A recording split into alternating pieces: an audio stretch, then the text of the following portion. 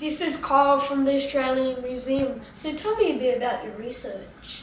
Okay, what I'm doing is part of a wildlife forensics project, and the project's focused on rhinos. So rhino horns are readily traded, and it is threatening all 5 rhino species. And my research is to be able to take a horn, extract the DNA from the horn and find out what species it is. So it could be one, either the Javan rhino, Sumatran rhino, Indian rhino, white rhino or black rhino. So if we know what species it is, we can charge the person who's trafficking it accordingly, and we can also know poaching pathways and poaching hotspots. So yeah. What is threatening our rhinos? The threat of our rhinos is primarily poaching, also habitat destruction, political conflict. So political conflict is related to poaching as well. So a lot of poaching, there's so much money in the trade that it will fund terrorist groups, political wars.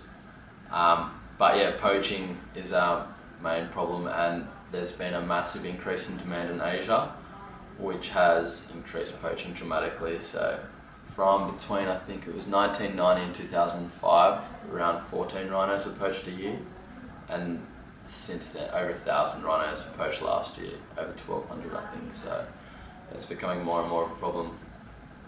How is this research helping? Okay, so this research will help increase enforcement.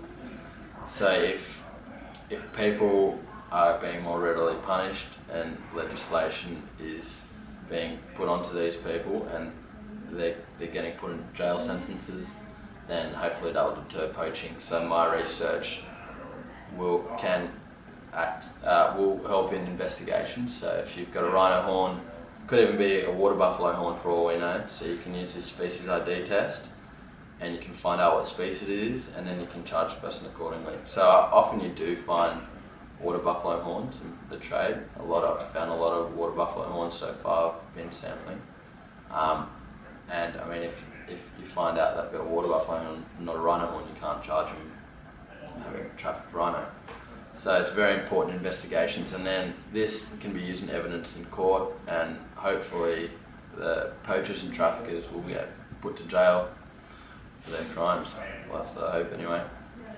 Is this research going to be helping any other animals?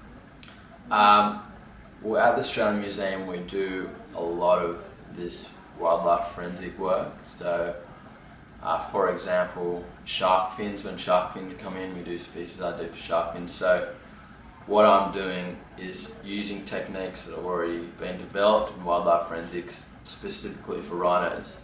So these same techniques, yes, can help any species that we need a species ID, which are many, like bird eggs, for example. You can't tell what species they are from looking at eggs. Shark fins, a lot of edible birds' nests, you can't tell. So rhino horns is just another one there. So I'm just using techniques we've already developed and altering them, making them a bit useful in rhino horns. How can people at home help rhinos? They can spread the word, like yourself, about the trade and how damaging it is for rhinos. Because a lot of trying to stop the trade is reducing the demand. So if we can get the word out and reduce the demand in places like Vietnam and even in Australia, we can hopefully reduce the supply, and then poaching will stop. Hopefully, that's the dream anyway. So yeah, just tell as many people as you can. Tell them not to buy wildlife products, not just rhino horns. Tell them not to buy shark fin soup or trade birds that aren't supposed to be traded. Get them educated. So I think that's the main thing. Well, thank you for talking to me. Thank you very much. Appreciate it.